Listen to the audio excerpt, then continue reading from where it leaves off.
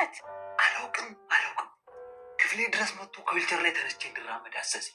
አንተ ምን አልከው? ምን ሆነሻል? እስካሁን ድረስ እየሸወልኩ ነበር። አበሬ ዘፉን አልኩታ። አንቺ ምን ያምሻል? በቃ ስለፍለፍ መሬት ላይ ዝርግት አልኳት። ከዛስ ምን ተፈጠረ? ይመነኝ አላውቅም፣ ግን ስነ ልቦናዬ እንደጎዳኝ አለኝ። በጣም አለቃቀስኳት።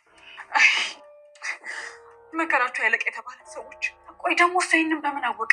እንጃ፣ ግን ደግሞ ይህንን ነገር ማወቁ ከሬሳው መጥፋት ጋር እንደሚገናኝ ምንም ጥርጥር የለውም። ቆይ ምን ያገናኘዋል? በደንብ ያገናኘዋል እንጂ በደንብ። አድናን የኔ መራመድ አላየም እንጂ ባይኖር እኮ በደንብ እርግጠኛ ሆኖ ነበር። ቆይ እርግጠኛ ለመሆኑን በምን አረጋገጥክ? ከወደኩበት በኋላ በደንብ ያስታውቃል። ብታዩ እኮ ፊቱ ላይ ድንጋጤው በጣም ያስታውቃል። በጣም ስለዚህ መራመድ እንደምችል ተነግሮት ነው እንጂ አላየም ማለት ነው። አዎ ጮት እርግጠኛ ነኝ። እኔ እሷን ተረጋጊ። ምን ሆነሻል?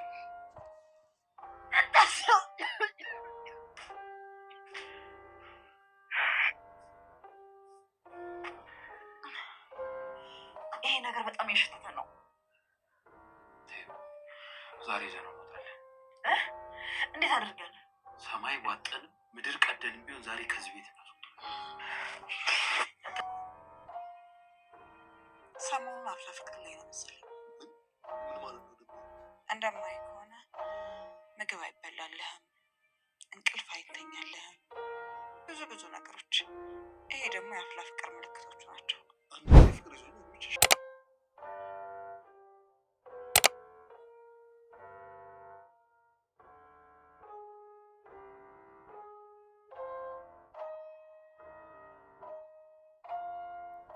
ሉሃና በክፍል 7 ላይ ብዙ ትዕይንቶች ያየንባቸው ሲሆኑ በክፍል 6 ላይ ግን ቀንጨብ አድርጌ ምን እንደተከናወነ አሳውቃችኋለሁ።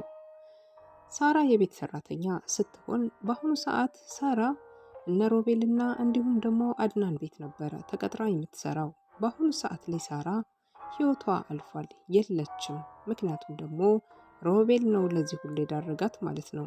ሉሃና የእሷ እህት ነች፣ የሳራ እህት ስትሆን በአሁኑ ሰዓት ላይ ሳራ በሌለችበት ወቅት ሳራን ጠይቃ መጣለች ማለት ነው። ሉሃና የመጣችበት ምክንያት ተመሳሳይ እህቷ ወይም ደግሞ መንትያ እህቷን ፈልጋ እሷን የምትመስል ምንም አይነት አካል ለውጥ ሳይኖራቸው ራሷን ሳራን መስላ መጣለች ማለት ነው። እነሱ ግራ ተጋብተዋል። ሮቤል እና እንዲሁም ሰሚራ የሰሩት ከባድ ወንጀል አለ። ምክንያቱም ደግሞ ሳራ የቤት ሰራተኛዋን አፍነው ወይም ደግሞ አንቀው ገለዋታል ማለት ነው።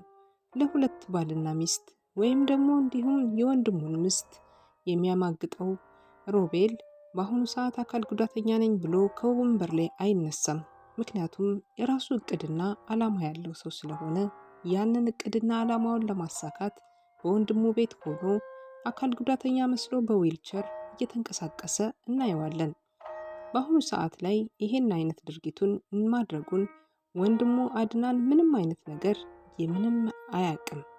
ይሄን ባለማወቁ ምክንያት ሉሃና በንዴት ሄዳ ለወንድምየው ቆሞ መራመድ እንደሚችልና እየሸወደው መሆኑን ስትናገር እጅግ በጣም ተናዶ ስሜታዊ ሆኖ አድናን ቀጥታ ወደ ልጅ ሮቤል ክፍል ያመራል።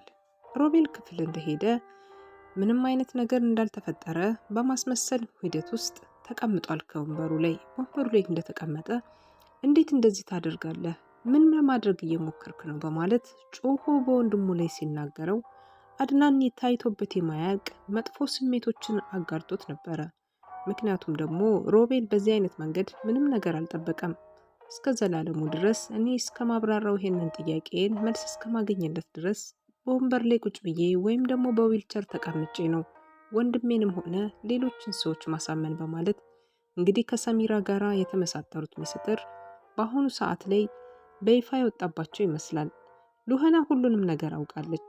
ምክንያቱም ደግሞ ሰሚራ እህቷ ተመሳሳይ መንትያዋ ከጠፋች በኋላ እሷ ወደዚህ ቤት መምጣቷ በአሁኑ ሰዓት ላይ አድናን ፈቅዶላታል። እዚህ ለተወሰነ ጊዜ እህቴን ልፈልግ ወይም ጠብቁኝ ትንሽ ጊዜ ባለችው መሰረት በቤት ውስጥ እንድትቀመጥ ፍቃድ ሰጥቷታል። ይሄ በመሆኑ በጣም የተናደዱት ሰሚራና እንዲሁም ደግሞ ሮቤል፣ ምክንያቱም እነሱ ከኋላቸው የሚሰሩት ሴራና የሚያደርጉት ነገር በጣም መጥፎ በመሆኑ ምክንያት ይህንን ሴራቸውን እንዲታይባቸው አልፈለጉም። ሳራን እንደገደሏትና እንዲሁም ደግሞ ገለዋት እንደ ጣሏት ይህንን መረጃ ለፖሊስ ታደርስብናለች ወይም ደግሞ ወንድማችን አድናን ያቅብኛል በማለት ተንቀጥቅጠው ይገኛሉ።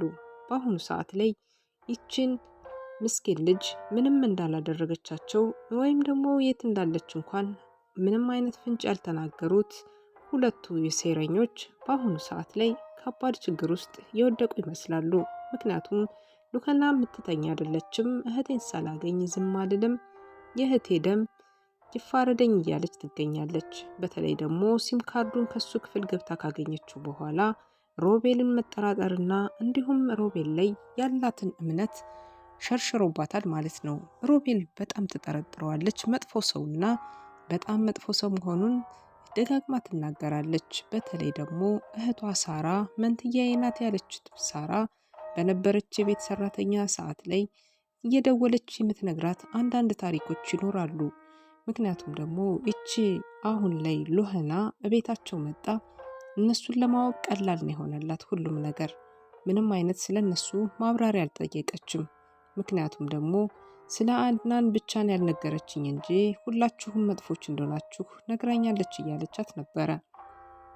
በአሁኑ ሰዓት ሮቤል እንግዲህ ከተቀመጠበት የዊልቸር ላይ ሆኖ ሮቤል ይህንን ሁሉ ክህደት በወንድሙ ላይ እንደፈጸመ ወንድምየው ያላወቀው አንስቶ ከዚህ ወንበር ላይ ብትነሳ ይሻልሃል፣ ተነሳ እያልኩ ነው ብሎ ደጋግሞ ቢናገረውም ወንድምየው ሊነሳ አልቻለም። ምክንያቱም ደግሞ እንዴት ብሎ ይነሳ? ከዚህ ዊልቸር ተነሳ ማለት ውርደትን ተከናነበ ማለት ነው። ወይም ደግሞ የነገ ህልሙና እቅዱ ይበላሽበታል። ከሳራ ጋራ ብዙ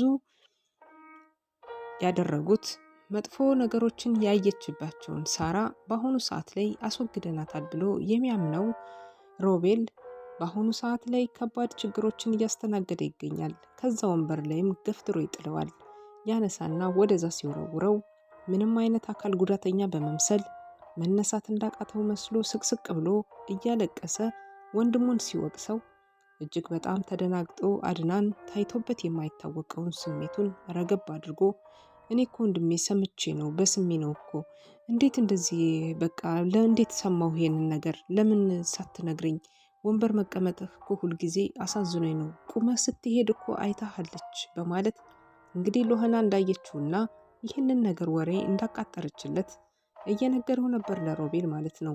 ሮቤልም እጅግ በጣም ተናዶ እንዴት የሰው ወሬ ሰምተህ እኔን እንደዚህ ታደርገኛለህ በማለት ወቀሳውን ይቅርታ ጠይቆት አንስቶ እዛው ዊልቸሩ ላይ ሰቅሎት በንዴትና እንዲሁም ደግሞ በራሱ ጥፋተኝነት ስሜት እየተሰማው አድናን ወደ ቦታው ሲመለስ ነበረ።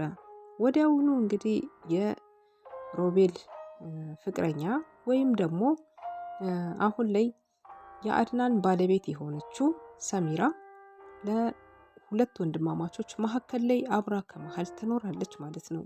እሱ ሲተኛ ከዚህኛው ያኛው ሲተኛ ከዚህኛው እየሄደች ከሁለቱም ላይ ከጎናቸው ቆማ የምታባብልበትና የምታጫወትበት ዘዴና መላ የማታጠዋ ሰሚራ በአሁኑ ሰዓት ላይ እየተንቀጠቀጠች ነው። ሬሳውን እንደምንም ብለው ከቤት እንደሚወጡ አድርገውታል። ምክንያቱም እያስነጠሰችም 3 ቀን አልፎታል፣ ይሄ ነገር እየሸተተ ነው በማለት ቤቱ የተለየ ጠረን እያመጣ መሆኑን ካወቁ በኋላ እንግዲህ ሁለታቸውም በሚስጥር ሮቤልና እንዲሁም ሰሚራ ተመሳጥረው በር ከፍታ አስወጥታ ያንን ሬሳ የተባለውን ነገር አውጥተው ጥለውታል።